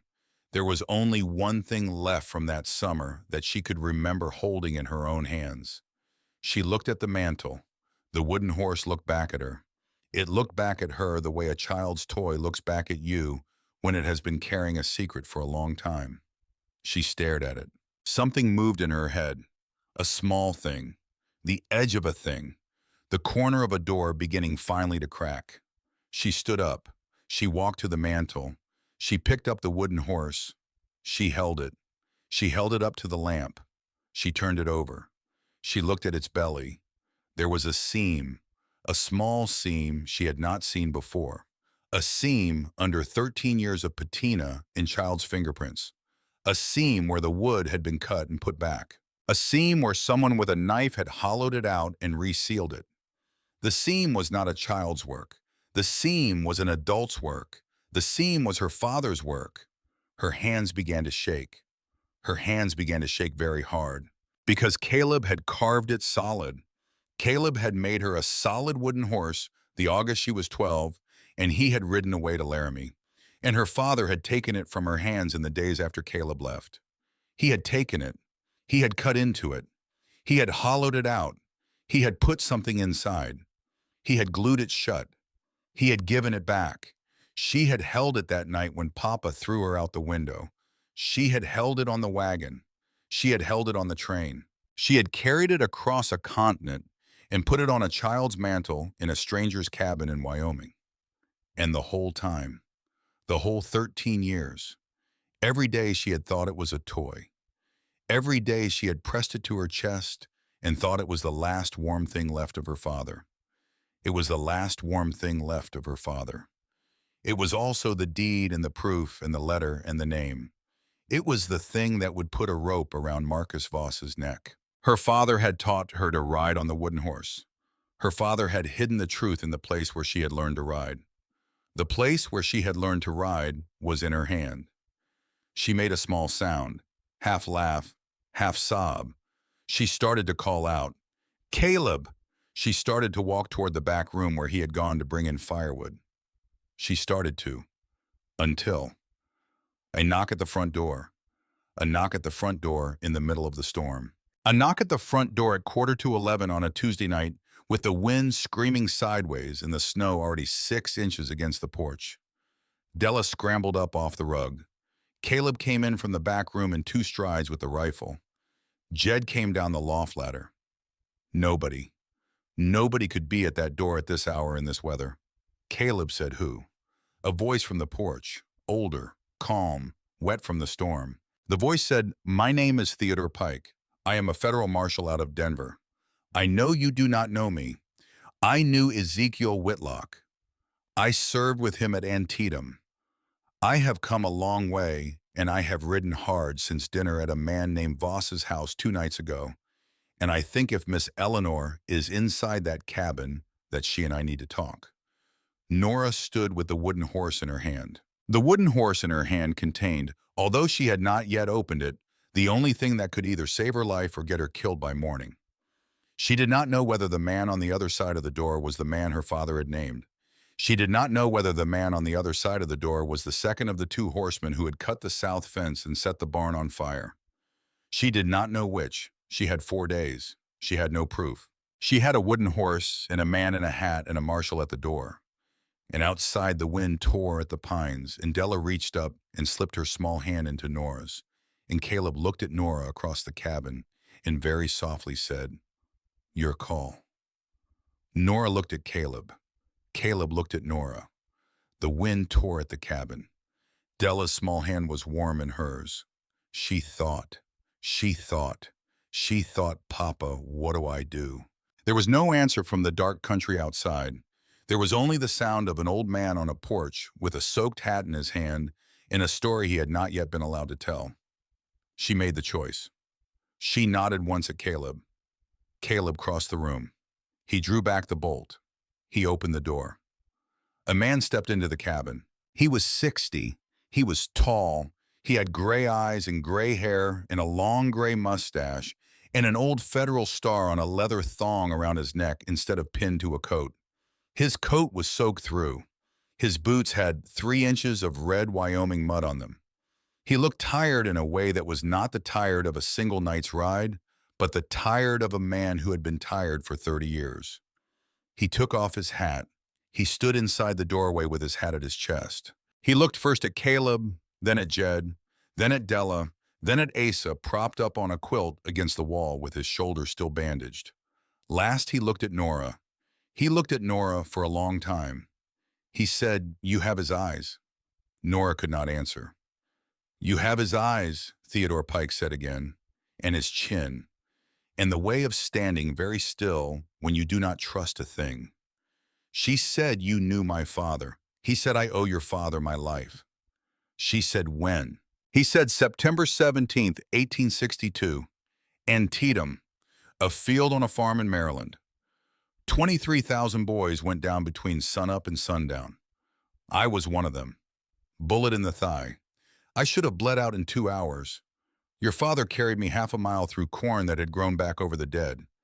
He carried me to a barn. He put a tourniquet on me with his own belt, and he held my hand, and he did not let go until the surgeon came. 12 hours. He paused. He said, "I have not seen Ezekiel Whitlock in 20 years. I did not know he had died. I did not know he had a daughter. I did not know any of this until I came to Cheyenne 3 days ago on other business, and a man named Marcus Voss invited me to dinner." Caleb's hand had not left the rifle. Pike saw it. Pike said, "Easy, son." He said, "I will tell you what I know." Caleb did not lower the rifle. Pike said, "I have been on Marcus Voss for 6 years. Quiet, from Denver. I am here on a railroad fraud case, but the railroad fraud case has Voss's name in 3 places. I came to Cheyenne to look at land records. I sat down at his table because he invited me, and I did not refuse because in my line of work, you do not refuse a man's dinner if you mean to put a noose around his neck." He took a slow breath. He said, "I sat at that man's table for 4 hours. Miss Whitlock and I drank his wine, and I let him think I was charmed, and the entire time I was looking at the silverware and counting the spoons that came out of a piece of land that did not belong to him." She said, "You knew." He said, "I knew there was a Whitlock who used to own that ground. I did not know that Whitlock was Zeke. I knew there had been a fire. I did not know the fire took your mother and your father and almost you. I knew there was a deed missing from the territorial office. I did not know that deed had a duplicate." She said, "How did you know to come here?" Pike said Prudence Mayfield's brother in Boston wired Denver 8 days ago. He named Caleb. He named you. He named me. He had been told to find me. By the look of it, by the work of it, your father told him to find me by way of a letter he hid in a trunk 13 years ago. I rode in this morning. I went to your friend Prudence first. She told me where to come. She told me not to wait. He looked down at his hat. He said I should have come to find Zeke 20 years ago. I should have come west the season the war ended. I did not. I had my own life and my own bad year and my own reasons. Your father saved my life, and I did not save his, and I have known that for 13 years and not been able to do a thing about it. He looked up. He said, until now. The cabin was very quiet. Nora stood in the middle of it with the wooden horse in her right hand and Della's small hand in her left. She said, Marshall. Yes, ma'am. She said, the hearing is in 3 days. He said, I know. She said, Voss is going to send me back to Boston. He said, I know. She said, my uncle is going to kill me. He said, no, he is not, because you are not going. She said, what do we do? Pike said, you have a piece of paper that lives somewhere on 320 acres at Crowley Pass. We have to find it before Thursday. I have ridden every inch of that land in the last week looking at it from the road. I will ride every inch of it tomorrow at sunup with you. We will find it. Because if we do not find it. He did not finish. He did not need to. Nora looked down at the wooden horse in her right hand. She turned it slowly. She said, Marshall. Yes, ma'am. She said, what if I told you it was not on 320 acres? He frowned. She said, what if I told you my father did not hide it on the land? He said, where then? She said, in the place where I learned to ride. He waited. She lifted the wooden horse. She held it up between them like a small offering. She said, Marshall, my father taught me to ride. On this. Theodore Pike looked at the wooden horse in Nora's hand for a long time. He did not reach for it. He said, may I see the seam? She showed him. He looked at it under the lamp. He turned the horse the way she had turned it. He felt along the underside with his thumb the way a man feels for a hidden trap on a saddle. He said, that is not a child's carving. I know. That is a man with a knife and 3 days of patience. I know. He set it down, very carefully, on the table. He said, do not open it. She blinked. He said, do not open it, Miss Whitlock. Do not look inside. Do not tell anyone here what you have just told me, except who is in this room right now. Why?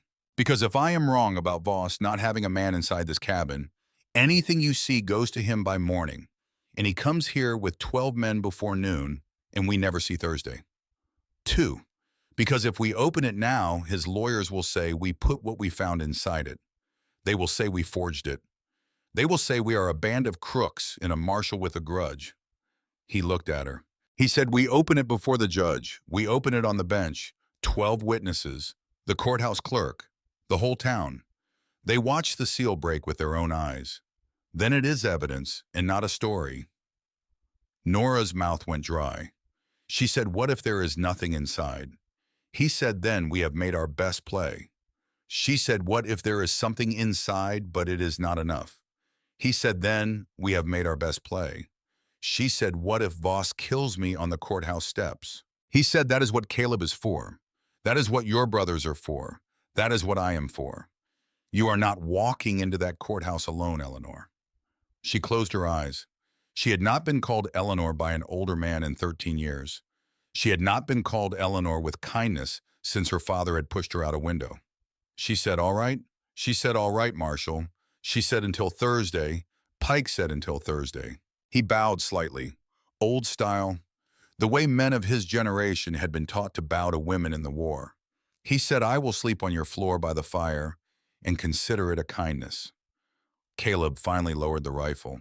The storm cleared by morning. Pike rode out at dawn. He would meet them at the Cheyenne courthouse on Thursday at 9:30.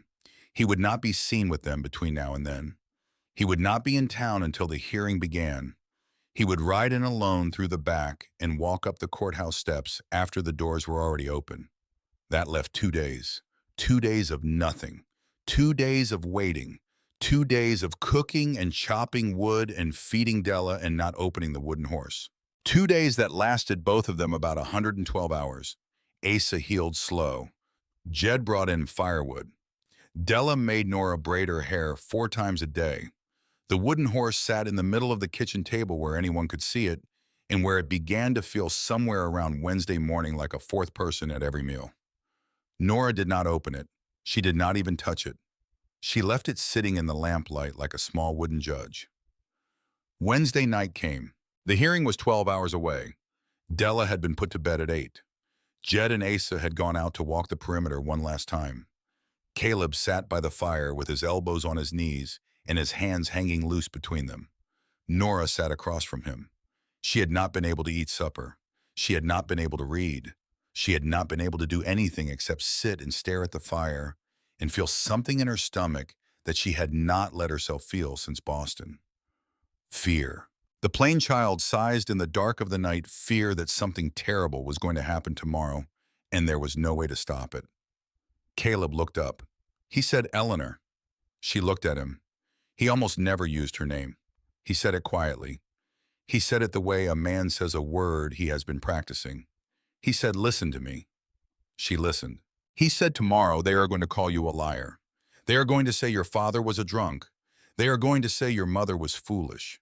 They are going to say I am a hermit, and Jed is a brute, and Asa is a boy, and Della is a corruption. They are going to put you on a stand, and they are going to ask you questions designed to make you cry." She closed her eyes. He said, "You are going to answer them."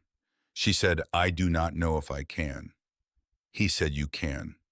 She said, "What if I cannot?" He said, "Then I will." She opened her eyes. He was looking at her. She had never seen his face quite like this. He said, "If they take you, if they put you on a stage, if they send you east, I am coming for you. I do not care if the road is 2,000 miles. I do not care how long it takes me.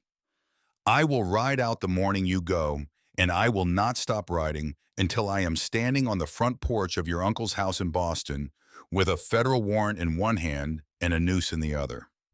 And I will bring you home." She did not breathe. She said, "Caleb." He said, "You understand me?" She said, "Yes." He said, "I have been alone a long time, Eleanor." She said, "I know." He said, "I have not asked anything of any person since I dug those 2 holes in November ground in 78. I know. I am asking you a thing now." She waited. He said, "Stay alive tomorrow. Do not let them break you on that stand. Tell them what your father told you. Tell them what your father wrote. Hold the line. And when it is done, when it is done, ma'am, come home with me. Not because somebody forged my name on a letter. Not because we are stuck with each other. Just because." She moved. She did not plan to move. She did not plan to stand. She did not plan to walk around the small fire and stand in front of his chair. She did. She stood in front of his chair. He looked up at her. She put her hand on his face. His face was rough. The scar was rough. His 3-day beard was rough. His skin under the rough things was warm. He closed his eyes. He turned his face into her palm. He pressed his mouth very lightly to the inside of her wrist. She felt it all the way down her spine. He stood up. He stood up slowly, and he stood very tall, and she had to lift her chin to look at him, the way she had lifted her chin on a depot platform in Cheyenne 5 weeks ago when she did not yet know him. He looked at her.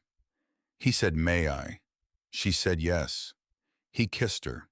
He kissed her with one hand on the back of her head and one hand at her waist, and the firelight was warm, and the wind was quiet, and the wooden horse sat on the table behind them and watched.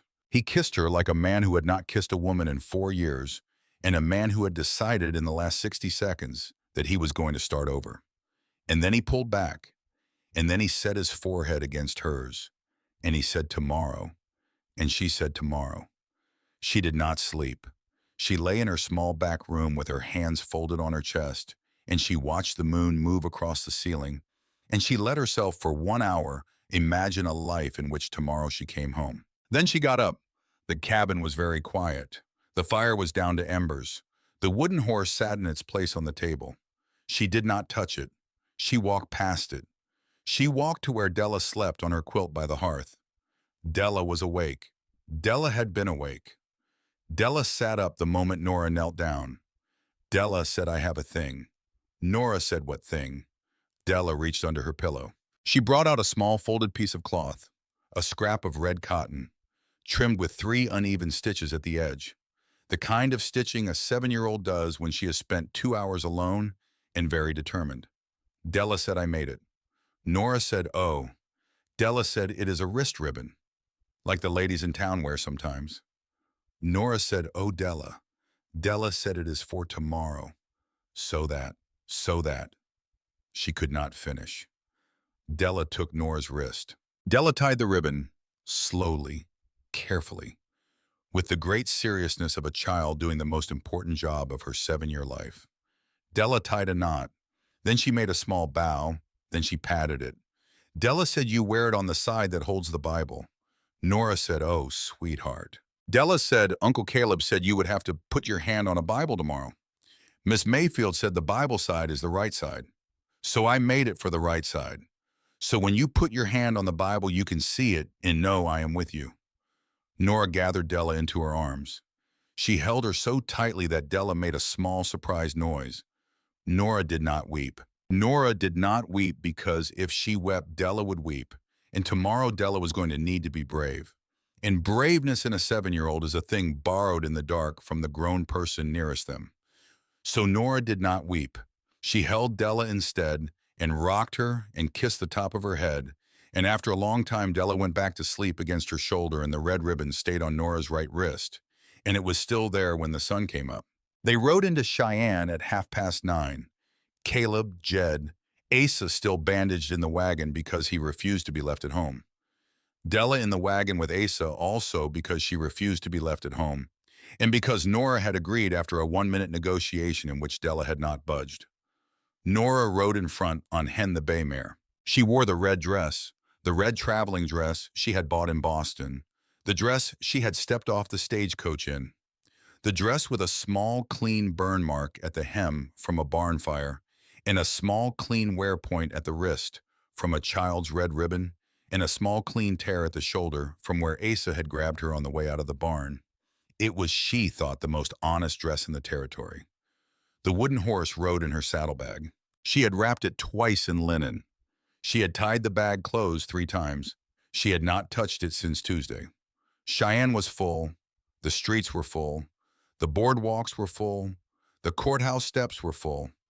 Everyone in Laramie County and a good chunk of Albany County had heard the story by now and had come to see how it ended. The story was a Boston runaway, 3 mountain hermits, a federal marshal, a cattle baron, a small girl with a red ribbon, a wooden horse. Cheyenne loved a story. Cheyenne loved a story better than it loved its own children. Nora kept her chin up. She walked through the crowd. Mrs. Hollister was already on the courthouse porch in pale green silk with a fresh parasol. Marcus Voss stood beside her. He wore the same fine gray coat. He was smiling. Nora did not look at him. She walked past him up the courthouse steps. She walked into the courtroom, and she did not stop walking until she sat down at the table the bailiff pointed her to. Caleb sat to her right. Della sat to her left in a clean blue dress. The wooden horse sat under the table in its linen in its saddlebag with 1 foot of leather strap poking out where Nora could see it. She put her right hand flat on the table. The red ribbon caught the lamplight. Theodore Pike came in 5 minutes later, through the back, alone, in his old federal coat. He sat down behind her in the gallery. He nodded once. The judge banged the gavel. The hearing began. Beatrice Hollister testified first. She spoke for 20 minutes. She used words like vagrant and imposter and likely fugitive. She said the young woman seated before the court had arrived in Cheyenne without papers, without family, without a marriage license. She said the young woman was currently residing in scandalous proximity to 3 unmarried men of poor reputation. She said the territory had a duty, the moral duty of a civilized people, to return the young woman to the bosom of her family in Boston, where she might be properly cared for. Mrs. Hollister did not look at Nora once.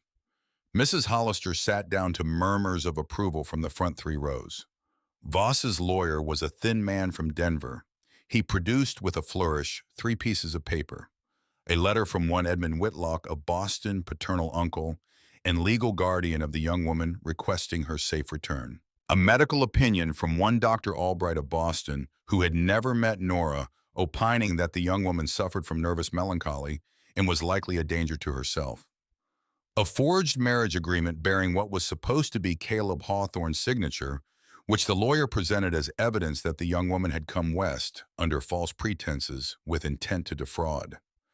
The lawyer spoke for 30 minutes. The courtroom listened.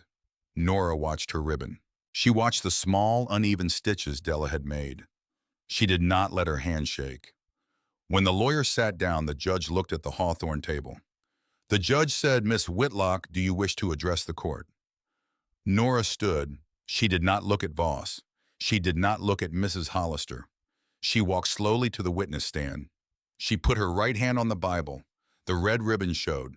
Della made a small, proud noise in the gallery and was hushed. Nora was sworn in. Nora sat down. The judge said, "You have heard what has been said about you. Would you like to respond?"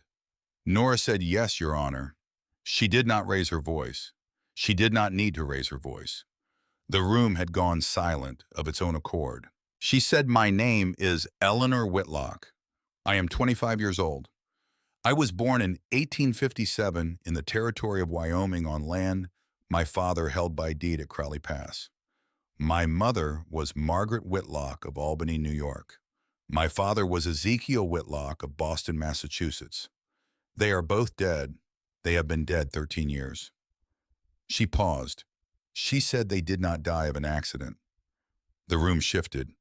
The judge said, "Miss Whitlock." Nora said, "Your Honor, the man at the table to my left in the gray coat is Marcus Voss. Marcus Voss tried twice to buy my father's land. My father refused. On the night of August 27, 1869, two men set fire to my father's barn while my mother and father slept. My father got me to a window. He pushed me out. I survived because of him. My mother and father burned in their bed. The man who paid for those two men was Marcus Voss." Voss did not move. Voss kept smiling. Voss's lawyer rose. Voss's lawyer said, "Your Honor, this is unfounded." The judge said, "Sit down." Nora said, "On the day before he died, my father wrote me a letter. He did not give it to me. He sealed it. He hid it in the bottom of a trunk that belonged to my mother. The trunk was sent east with me to my uncle Edmund Whitlock of Boston. The trunk sat in my uncle's attic for 13 years. My uncle did not know the letter was there. Nobody knew. I did not know. I brought that trunk west with me when I came west to marry a man whose name had been forged on 6 months of correspondence. I found the letter 8 days ago." She reached into the small reticule at her wrist. She produced the letter. She laid it on the rail of the witness stand. The judge said, "Place it in evidence." The bailiff came. The bailiff took the letter. Nora said, "My father told me in that letter that there was a piece of land at Crowley Pass that belonged to me, 320 acres. He told me he had hidden a deed and a second letter naming his murder. He told me he had hidden them in the place where I had learned to ride." She paused. She said, "Your Honor, the place where I learned to ride is not a place. It is a thing. My father carved it twice. The first time the carver was a young man named Caleb Hawthorne, who is sitting at the table to my right. The carving was a small wooden horse for a child of 12. The second time the carver was my father himself with a knife after Mr. Hawthorne had ridden out for the season. My father hollowed out the horse. My father put inside it the only thing that could one day prove what was done to him. My father glued it shut. He gave it back to me. I was holding it the night my mother and father died." She looked at the bailiff. She said, "The wooden horse is in my saddlebag, in the leather satchel beneath the stand." "May I have it?" The judge said, "Bring it forward." The bailiff went. The bailiff brought the satchel. The bailiff set it on the rail of the witness stand. Nora unwrapped it slowly. Once, twice, 3 times. Linen falling open like petals. She lifted out the wooden horse. She set it on the rail. She said, "Your Honor, I have not opened it. I have not touched it. Marshal Pike of the Federal Service will confirm." Pike stood from the gallery. Pike said, "That is true, Your Honor." The judge said, "Very well. Open it. Nora reached for the seam, and that is when Marcus Voss moved. He moved fast. He moved very fast for a man of 50 in a fine gray coat. He came up from his table. He crossed the floor of the courtroom in 3 steps. He lunged for the wooden horse. He got both hands on it. He meant to break it in half. He meant to smash it on the floor. He meant to destroy what was inside before anyone could see. And he would have. He would have. Because he was strong and he was desperate, and he was a man who had been killing things for 30 years. Except for one thing he had not counted on. Except for Della. Della Hawthorne, 7 years old in a clean blue dress, who had stood up from the gallery the moment Marcus Voss moved. Della Hawthorne, who had run between the tables in her bare feet because she had taken her shoes off because the shoes pinched. Della Hawthorne, who reached up very small, very fast, and grabbed the wooden horse out of Marcus Voss's hands with both of her own. She wrenched the way only a child wrenches a thing she will not give up. Voss kept hold of one end. Della kept hold of the other. The horse cracked. The horse cracked along the seam her father had cut 13 years ago. The horse cracked open in the middle of the Cheyenne courthouse with 70 people watching. A tightly rolled paper fell out. It fell to the floor of the courthouse with a small, dry sound that would later be the sound Nora remembered above every other sound of that day. Marshal Theodore Pike was already there. Pike picked the paper up. Pike unrolled it. Pike read. Pike looked up. Pike said, "Your Honor." Pike said this is a notarized duplicate of a territorial deed registered in 1867. It bears the seal of the Cheyenne Territorial Office and the signature of Ezekiel Whitlock and the witness signature of one Henry Spence, who was at the time the territorial clerk. The judge said the land. Pike said 320 acres at Crowley Pass. The judge said in whose name? Pike said Eleanor Whitlock. The room broke. Then Pike held up the second paper, the smaller one, the one that had been folded inside the first. Pike said, "Your Honor, there is a letter. The letter is dated August 24th, 1869, 3 days before the fire. It is written in the hand of Ezekiel Whitlock. It is addressed to whom it may concern. It begins, if I am dead by the time you read this, the man who killed me is Marcus Voss." The room came apart. The judge banged the gavel. The bailiff moved. Voss was on his knees. Della was holding the broken half of the wooden horse and crying. Caleb was running toward the stand. Pike had Voss by one arm before he could rise. And Nora stood at the witness stand with her red ribbon catching the lamplight, and she watched the courtroom collapse, and she thought, "Papa." She thought, "Papa." She thought, "Papa, we found it. We found it, Papa." She thought, "You can rest now." Voss was bound on the spot. Federal Marshal Theodore Pike walked him out of the Cheyenne courthouse in his own handcuffs, while the front 3 rows watched. Mrs. Beatrice Hollister stood frozen in pale green silk with one gloved hand at her throat. Her husband, the mayor, who had been seated quietly in the back, was already pushing through the crowd toward the side door.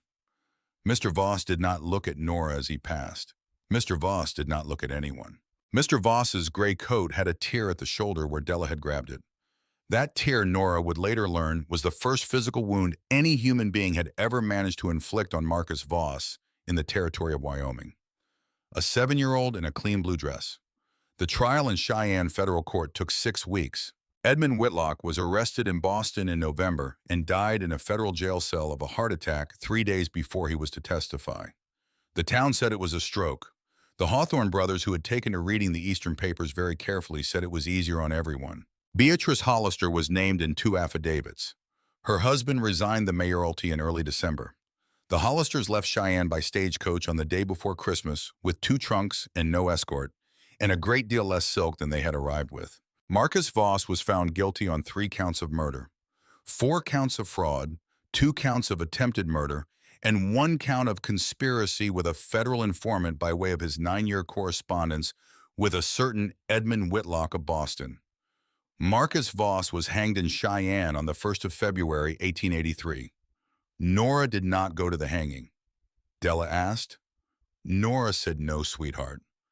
We do not need to watch it. It is enough that we know." Della said Papa would have gone. Nora said, "Your Papa was a different kind of man than I am, sweetheart. And that is all right." Della said, "You are not different. You are just gentler." Nora kissed the top of Della's head and did not answer. 2 years later, Bear Creek Ridge and the new land south of it that everyone now called Whitlock Ridge. It was June. The grass was tall, the creek was full. The cottonwoods at the foot of the rise where Nora's mother had once stood in a brown apron with flour on her hands were heavy with new leaves. There was a new house, not on the old site. The old site Nora had left by careful choice the way her mother had left it. They had built a new house 100 yards north on a low rise where you could see the meadow and the chimney, both where you could remember without rebuilding. The new house was small, 3 rooms and a loft, a stone hearth, white muslin curtains, a garden the second summer in. A little boy just learning to walk lurched across the wood plank floor in a clean linen shirt and gripped with one small fierce hand the leg of Caleb Hawthorne's chair. Caleb leaned down. Caleb picked the boy up. Caleb said, "Hello, Zeke." The boy laughed. The boy laughed the way only a boy can laugh on a June morning when he has just walked 4 whole steps under his own power for the first time. The boy clapped his small, fat hands. The boy's name was Zeke after Ezekiel Whitlock, who had served at Antietam and broken horses at Crowley Pass and been killed for 320 acres of grass. The boy had his grandfather's chin. Nora stood at the window with her hands flat on the sill. She watched her husband and her son. She watched them for a long time. Della came in from the yard with a basket of eggs and a smear of dirt on her cheek. Della was 9.5. Della had grown 3 inches in 2 years. Della had decided 8 months ago to start calling Nora by her name. Nora, which she said in a particular soft way that no other person on the earth said it with a small lift at the end, as if the name were a question being asked and answered in the same breath. Della said Nora. The hen behind the shed has 6. Nora said 6. Della said 6. I have been counting since Tuesday. Nora said, "Well, that is a lot of hens, Della Hawthorne." Della said, "I know. I am going to call them all by name." She set down the egg basket. She paused at the table. On the mantel of the new house in the place of honor, between the bunch of dried lavender and a small wooden cross, sat a small carved wooden horse. The horse had been broken once. The horse had been mended. There was a hairline crack along its belly where Caleb had glued it back together with patience and a thin knife. The horse was empty now. The horse held no deed. The horse held no letter. The horse held no name. The horse held only the years. Della reached up. Della touched it lightly with one finger. Della said soft the way she said it every morning of her life. Della said, "Hello, Papa Zeke." Then Della went to the kitchen to help with breakfast. Out beyond the kitchen window, an oak sapling planted the spring after the trial, and the place between the old chimney and the new house stood crooked but stubborn against the prairie wind. It would, Caleb had said, be 100 years before it threw a shadow worth standing in. Nora had said that was fine. Nora had said somebody else would be standing in that shadow then, and she hoped it would be a good somebody, and she hoped that somebody would know whose tree it was. Out on the new porch, much later that day, when the boy was asleep and Della was reading a book Prudence Mayfield had sent her, Nora stood next to Caleb at the railing. She had her right hand resting flat on the wood. She wore around her right wrist, in place of the red cotton ribbon Della had given her on a Wednesday night in 1882, a thin gold band that Caleb had ordered from Denver and slipped onto her wrist himself on the first Sunday in May. Caleb leaned against the rail beside her. He said, "Look." She looked. Out past the meadow, past the new creek, past the place where her father's cabin had once stood, a single meadowlark sat on a fence post. The meadowlark sang. Nora closed her eyes. She listened. She thought Papa. She thought Papa. She thought Mama. She thought, "I am home." The meadowlark sang again. A small wind moved through the cottonwoods. And the door that had been stuck shut in her head for 13 years, the small door her father had pushed her through one August night in 1869, the door she had walked around and never been able to open from the other side, swung quietly, finally open. And what was on the other side was not a fire. What was on the other side was her father at supper, her father pouring milk, her father saying, Eleanor, Eleanor, come look. Eleanor the meadowlarks. Eleanor. Nora opened her eyes. She put her hand into Caleb's. She did not say anything. She did not need to. The meadowlarks sang one more time, and then flew off into the long evening light, and the bears in the high country came down to drink, and the new house at Whitlock Ridge settled into its second summer, and the wooden horse on its mantle slept beside its lavender.